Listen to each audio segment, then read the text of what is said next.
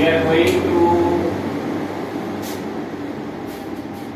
learn about our Earth's interior portion. Interior portion means in earlier chapter we learned about the environment that is exists on outside of the earth, but our earth is also made up with few things, and what are those things we are going to learn in this chapter. So first of all, the name of the chapter is Inside Our Earth. हमारी पृथ्वी के अंदर, यानी कि आज हम अपनी पृथ्वी के अंदर झांक के देखेंगे कि इसके अंदर आखिर है क्या, जिसके ऊपर हम सभी बैठे हुए हैं। तो सबसे पहले जब अर्थ की बात आती है तो बात आती है अवर अर्थ। क्या है? It is our homeland. क्या है?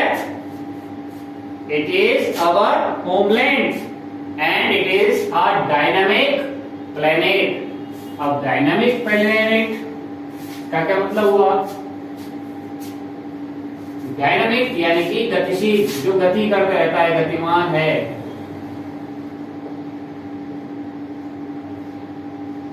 कौन है गतिशील? हमारा प्लेनेट अर्थ।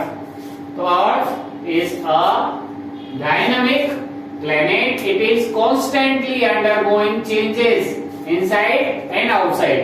और हमारी जो पृथ्वी है उसमें निरंतर क्या होता रहता है? चेंजेस, बदलाव होते रहते हैं। क्या होते रहते हैं? बदलाव होते रहते हैं। और ये बदलाव लगातार होते हैं। और ये बदलाव न सिर्फ बाहर होते हैं बल्कि अंदर भी होते हैं। तो कहां होते हैं बदलाव? पृथ्वी के बाहरी क्षेत्र में और आंतरिक क्षेत्र में, दोनों ही क्षेत्रों में होते हैं। ये बात आप अच्छे से समझ गए होंगे कि पृथ्वी एक गतिशील ग्रह है और इसके आंतरिक और बाह्य क्षेत्र में लगातार परिवर्तन होते रहते हैं।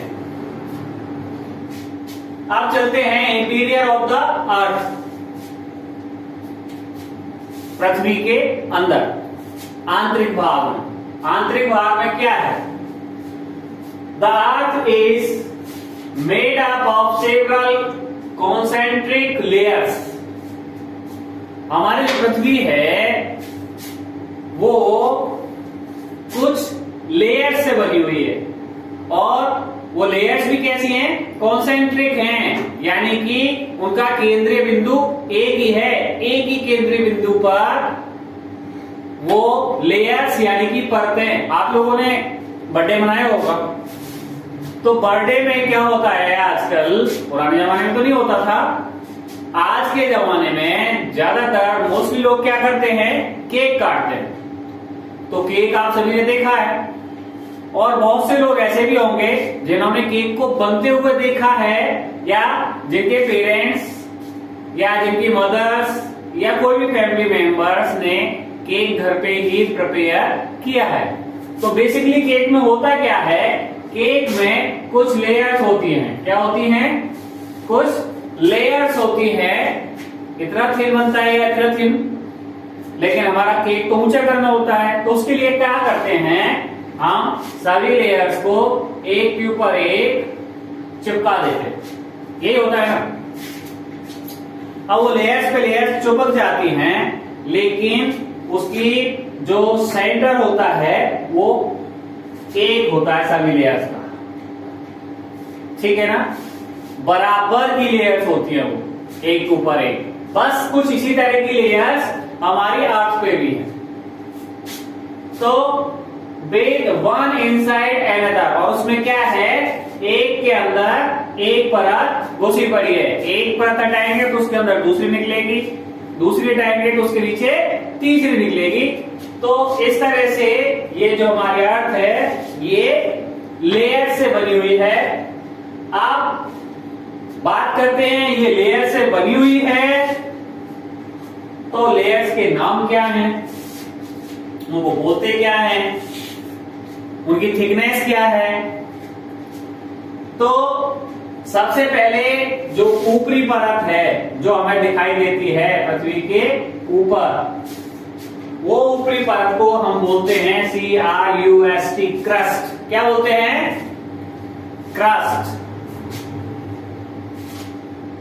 अब ये क्रस्ट क्या होती है? तो क्रस्ट है the upper most layer of, upper most layer, सबसे ऊपरी परत है ये ओवर दी अर्थ। और ये काय की ऊपरी परत है? धरती के ऊपर जो सरफेस है, the earth surface is called crust. तो ये यहां से यहां तक इसकी हो गई definition. The upper most layer over the earth surface is called crust. पृथ्वी की सबसे ऊपरी परत को क्रस्ट कहते हैं। अब इसकी थिकनेस कितनी है, मोटाई कितनी है, अगर हम खोदें तो इसकी गहराई कितनी होगी? It is the thinnest of all the layers. तो जितनी भी लेयर्स हैं उसमें ये सबसे पतली है। आप सोचो, इसकी थिकनेस सबसे कम है, इसकी लेयर की जो मोटाई है वो सबसे कम है। और वो मोटाई कितनी है पता है आपको? देखते हैं। It is about 35 kilometre on continental masses. अगर हम इसे कॉन्टिनेंट समझते हैं ना, महाद्वीप, तो महाद्वीपीय लेवल पर इसकी जगह मोटाई को नापेंगे लेयर की को, तो वो तकरीबन 35 किलोमीटर है। कितनी है? 35 किलोमीटर। 35 किलोमीटर, 30 किलोमीटर, कहीं पे 40 भी हो सकती है। एवरेज अगर निकालते हैं तो 35 किलोमीटर इसकी मोटाई है। और अगर इसकी थिकनेस को हम कहां पे देखते हैं? महासागर के तल से देखते हैं। कहां से? महासागर का तल तो नीचे है ना, महाद्वीप ऊपर है, तभी पानी उनके ऊपर नहीं है। तो महासागर के नीचे चले जाएं तो महासागर के नीचे जो जमीन है, अगर वहां से इस क्रस्ट की मोटाई नापेंगे तो that is only 5 kilometre on ocean floor. Ocean floor यानी कि समुद्रीय या महासागरीय तल, वहां से इसकी मोटाई केवल 5 किलोमीटर है। कितनी है? 5 किलोमीटर है। आई बात समझ में? तो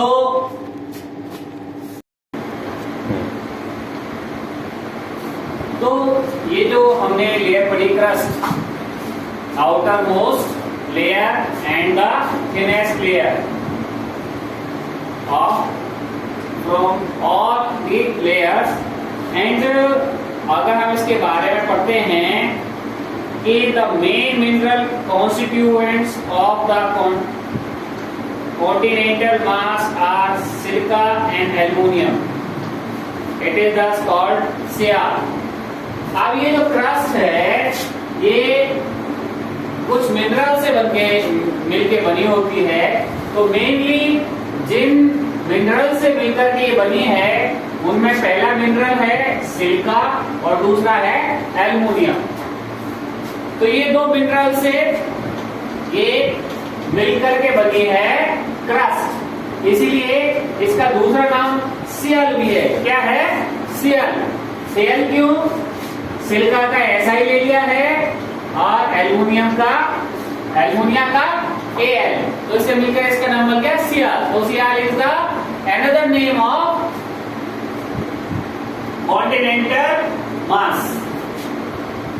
और अगर बात करते हैं ओशियनिक क्रस्ट की, ओशियनिक क्रस्ट है, ये तो होगा कॉन्टिनेंटल क्रस्ट या मास, और ये हो गया ओशियनिक क्रस्ट यानी कि समुद्र तल के अंदर जो मौजूद है।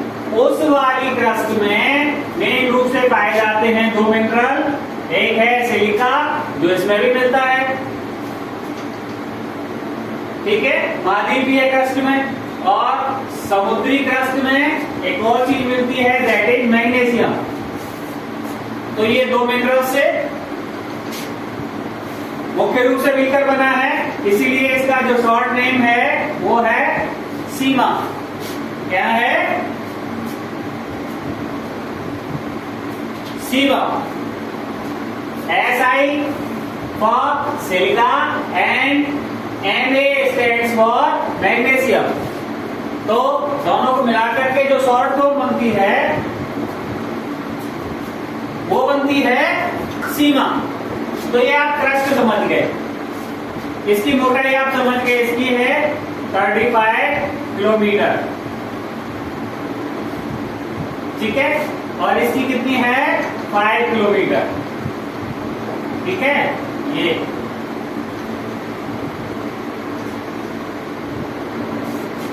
आया समझ? ठीक है। अब बात आती है मेंटल।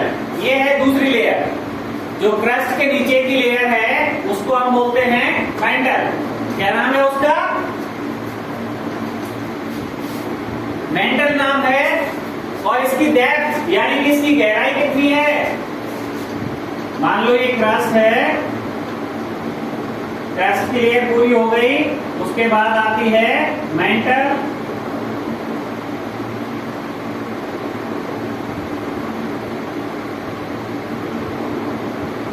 तो यहां से लेके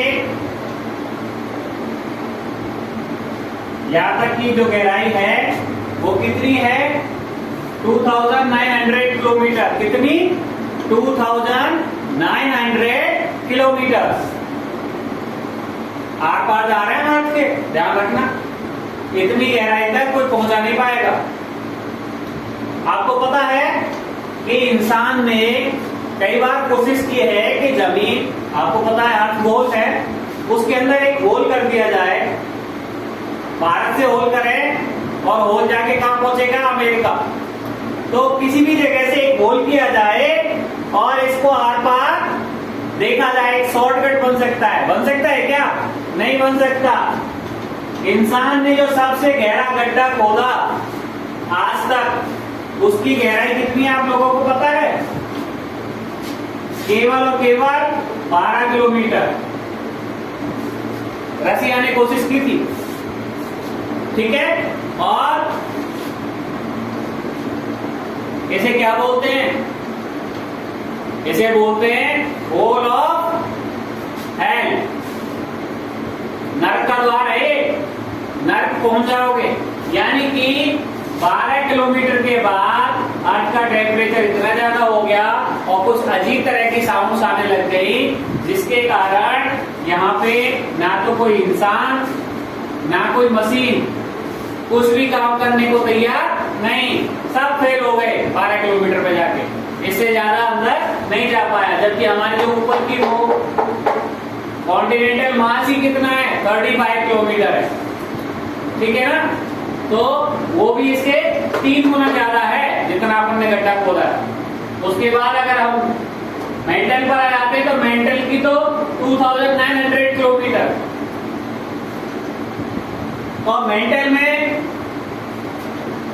जो गहराई है उसके बाद जो तीसरी लेयर चालू होती है वो होती है कोर। कौन सी? Core, CORE, core. और कोर के बारे में अगर हम पढ़ें तो इसकी तो और भी ज्यादा है गहराई। कितनी है? 3500 किलोमीटर। आप सोचो, 3500 किलोमीटर ये हो गया, 2900 किलोमीटर ये हो गया, 35 किलोमीटर ये हो गया। ये मुख्य रूप से इसमें जो पाए जाते हैं मिनरल्स वो पाए जाते हैं, निकल पाया जाता है, आयरन पाया जाता है। क्या पाया जाता है? निकल एंड आयरन। आयरन को वैसे हम फेरस भी बोलते हैं। क्या बोलते हैं? फेरस। तो लोहे की है अंदर से, ये ध्यान रखना, प्योर लोहा है अंदर। तो निकल एंड आयरन पाए जाते हैं, इसीलिए इसका शॉर्ट नेम क्या है? नाइफ। भाई Na से निकल बन गया, Na स्टैंड्स फॉर निकल, Fe स्टैंड्स फॉर फेरस। दोनों को मिला दिया तो नाइफ। ये बात आपके समझ में आ गई होगी। अब आगे हम पढ़ेंगे रॉक्स एंड मिनरल्स। क्या पढ़ेंगे? Rocks and minerals. तो रॉक्स एंड मिनरल्स में अगर हम देखें, रॉक्स आप जानते हैं चट्टानें, शैल तो हिंदी में कहें तो, और मिनरल्स आप लोग जानते हैं विभिन्न तरह के मिनरल्स मिलते हैं धरती के अंदर। तो the crust, the earth crust is made up of various types of rocks. तो मैंने आपको पहले बताया था कि बहुत सारे मिनरल्स से मिलकर बनी है, और जो मिनरल्स हैं उनकी रासायनिक क्रिया से बहुत सारी चट्टानों का रूप ले लिया जाता है मिनरल्स के द्वारा। तो ये जो चट्टानी रूप है ये विभिन्न तरह की रॉक्स के रूप में हमें पृथ्वी के क्रस्ट के ऊपर दिखाई देता है, या इससे मिलकर के पृथ्वी का क्रस्ट बना हुआ है। तो अब बात आती है रॉक की।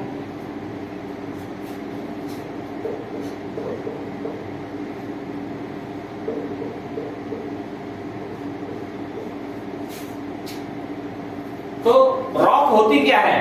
रॉक होती है any natural mass of mineral matter. Mineral matters का कोई भी बड़ी संख्या वाला भाग, बहुत अधिक संख्या में जो प्राकृतिक रूप से इकट्ठा होता है मिनरल्स मैटर या मिनरल्स का तत्व, that makes up the earth crust, वो बनाता है धरती के क्रस्ट को। क्रस्ट यानी कि धरती की सबसे ऊपरी परत को, पृथ्वी की सबसे ऊपरी परत को, जिसे हम क्रस्ट बोलते हैं। तो उस क्रस्ट का निर्माण करता है, इज कॉल्ड रॉक। वो क्या कहलाता है? रॉक कहलाता है। यानी कि any natural mass of mineral matter that makes up the earth crust is called rock. ये क्या कहलाता है? रॉक कहलाता है। और रॉक भी एक तरह की भी होती है। आप लोगों ने भी बहुत सारी चट्टानें, पहाड़, पहाड़ियां, पठार, ये सारी चीजें देखे होंगे। इसके अलावा धरती के अंदर भी होते हैं, ऐसे ही खोदने पर पता चलता है अरे पत्थर निकला है। पत्थर क्या होता है? वो रॉक होती है। तो it can be different types, ये विभिन्न प्रकार का हो सकता है। शेप, विभिन्न आकृतियों का हो सकता है। साइज, इसका साइज अलग अलग हो सकता है। कलर, रंग भी अलग अलग हो सकता है। एंड टेक्सचर, और इसका टेक्सचर भी अलग हो सकता है।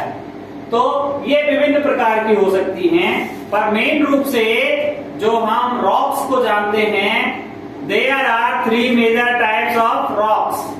रॉक्स के कितने प्रकार हैं? 3 प्रमुख प्रकार हैं। पहला है इग्नियस रॉक। कौन सी रॉक? इग्नियस। याद रखेंगे, पहली रॉक है इग्नियस, दूसरी है सेडिमेंट्री रॉक। दूसरी कौन सी है? Sedimentary, igneous, sedimentary. और तीसरी रॉक है मेटामॉर्फिक। इग्नियस, सेडिमेंट्री और मेटामॉर्फिक। तो ये 3 रूप होते हैं रॉक्स के। When the molten magma cools, धरती के अंदर से जो लावा निकलता है ना, आप लोगों ने देखा होगा ज्वालामुखी में से निकलता है।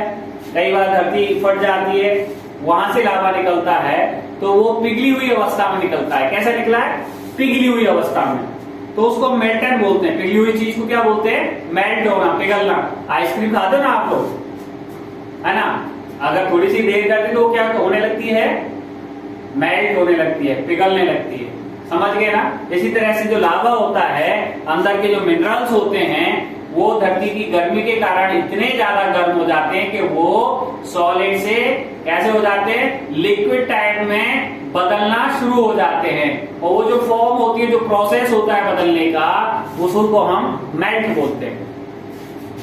तो व्हेन मोल्टन मैग्मा कूल्स, तो जो पिघला हुआ मैग्मा है, जो अंदर से निकल रहा है लावा, वो कैसा होता है? ऊपर आके हवा के और तापमान के संपर्क में आने पर धीरे धीरे ठंडा होने लगता है। कैसा होने लगता है? ठंडा होने लगता है। इट बिकम सॉलिड और ये कठोर हो जाता है।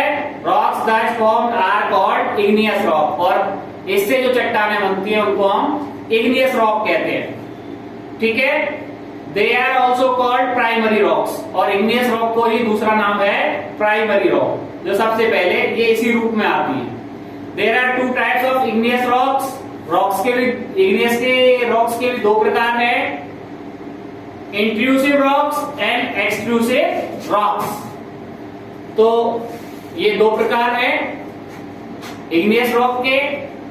और इसके बाद जो इनको हम डिटेल में पढ़ेंगे, प्राइमरी रॉक को, इंट्रूसिव रॉक को, एक्सट्रूसिव रॉक्स को, और उसके बाद हम आगे की जो सेडिमेंट्री और मेटामॉर्फिक रॉक्स है उसके बारे में पढ़ेंगे नेक्स्ट वीडियो में।